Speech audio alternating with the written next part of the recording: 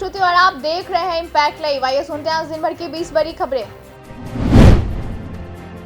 Paris Olympic में shooting में भारत ने जीता एक और मेडल। मनु भाकर और सरबजीत सिंह ने 10 metre air pistol mixed team event में ब्रॉन्ज मेडल जीता। पीएम मोदी ने दी बधाई। वहीं मनु भाकर आजादी के बाद एक ही ओलंपिक में 2 पदक जीतने वाली पहली भारतीय बन गई। केरल के वायनाड में भूस्खलन से भारी तबाही, 70 से ज्यादा लोग मरे, 100 से ज्यादा लोग घायल। रेस्क्यू के लिए सेना नेवी को उतारा गया। पीएम मोदी ने अनुग्रह राशि का किया ऐलान। 1 अगस्त से बीजेपी शुरू करेगी सहयोग कार्यक्रम। दिलीप जायसवाल बोले, नए और पुराने कार्यकर्ताओं को मिलकर पार्टी को मजबूत करने में जुटना होगा। उन्होंने कहा कि पार्टी नेताओं को ईगो छोड़कर काम करना होगा। योगी सरकार ने पेश किया 12,909 करोड़ का अनुपूरक बजट। इसमें 2025 में होने वाले प्रयागराज महाकुंभ, पर्यटक स्थलों के विकास और बसों की खरीद के लिए धनराशि का प्रावधान किया गया।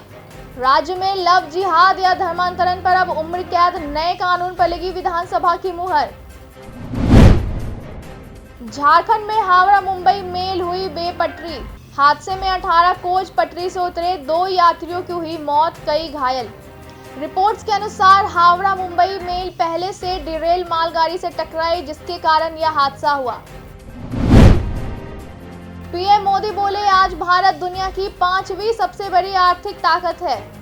उन्होंने कहा कि मेरे तीसरे टर्म में देश दुनिया में तीसरी सबसे बड़ी अर्थव्यवस्था बनेगा। पीएम मोदी ने बजट की प्रशंसा करते हुए कहा कि सरकार ने इसमें रिकॉर्ड बढ़ोतरी की है। दिलीप जायसवाल ने बिहार विधानसभा चुनाव 2025 में बड़ी जीत का किया दावा। उन्होंने कहा कि 2025 में हम 2/3 बहुमत से जीतेंगे।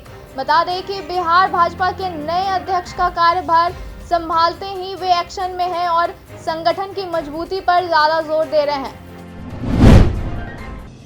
डॉक्टर संजय जायसवाल को बीजेपी ने दी बड़ी जिम्मेदारी। उन्हें लोकसभा में मुख्य सचेतक बनाया गया।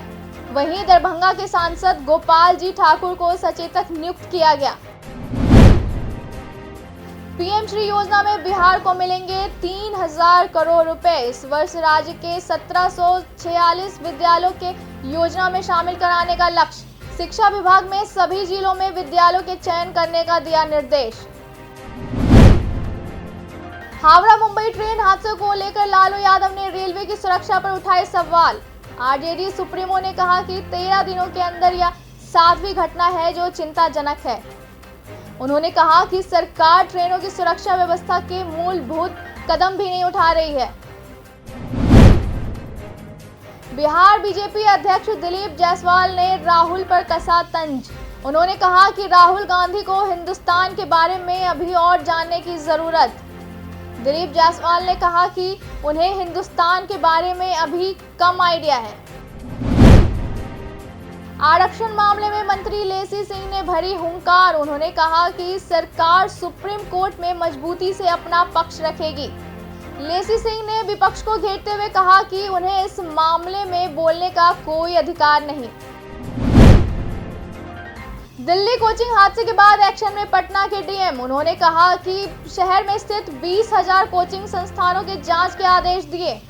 डीएम चंद्रशेखर सिंह बोले, कोचिंग संस्थान मानक के अनुरूप नहीं मिलते हैं तो उन्हें बंद किया जाएगा। लापरवाही बर्दाश्त नहीं होगी। दिलीप जायसवाल ने अपराध को लेकर विपक्ष को घेरा। उन्होंने कहा कि जिनके राज में अपराध फला फूला है, इस पर कुछ नहीं बोल सकते। वहीं विधानमंडल सत्र में तेजस्वी यादव के गायब रहने पर उन्होंने कहा कि अब जनता उनसे सवाल पूछेगी। क्वाड लीडर्स का शिखर सम्मेलन इस साल के अंत में भारत में होगा। इसमें भाग लेने के लिए अमेरिकी राष्ट्रपति जे बाइडेन आ सकते हैं भारत। ऑस्ट्रेलिया के प्रधानमंत्री एंथनी अल्बानी और जापान के प्रधानमंत्री कुमिया किशिदा की भागीदारी के साथ प्रधानमंत्री नरेंद्र मोदी शिखर सम्मेलन की मेजबानी करेंगे। बिहार में जल्द ही दौड़ेगी मेट्रो ट्रेन। विधानसभा चुनाव से पहले हो सकता है पटना मेट्रो का ट्रायल रन। एलिवेटेड रूट में 75% तो वही भूमिगत रूट में 45% सिविल वर्क पूरा। सीबीएसई स्कूली बच्चों के लिए कराएगा स्किल एक्सपो। पटना में 16 अक्टूबर को होगा आयोजन। भविष्य में नौकरी मिलने में होगी आसानी। बिहार सरकार की फर्जी वेबसाइट बनाई। 1185 पदों पर निकली वैकेंसी, 40 शहरों में होनी थी परीक्षा। पटना में सर्वर डाउन होने पर सच्चाई आई सामने। दिल्ली में छात्रों की मौत के खिलाफ पटना में आक्रोश। छात्रों ने कहा, रिहायशी इलाकों में चल रहे कोचिंग संस्थान के मानकों की जांच ही। छात्रों के अनुसार दिल्ली में 3 छात्रों की मौत। दिल्ली सरकार, एमसीडी और प्रशासन की लापरवाही से हुई है। यही हालत पटना के तमाम कोचिंग सेंटर में भी है। बिहार में छात्रों के साथ लगा बीपीएससी एग्जाम डेटा सिलेक्ट करवाने का झांसा देकर पैसे मांग रहे हैं। आयोग ने कैंडिडेट्स को आगाह किया। ऐसे ही तमाम खबरों के लिए देखते रहिए इम्पैक्ट लाइव। शुक्रिया।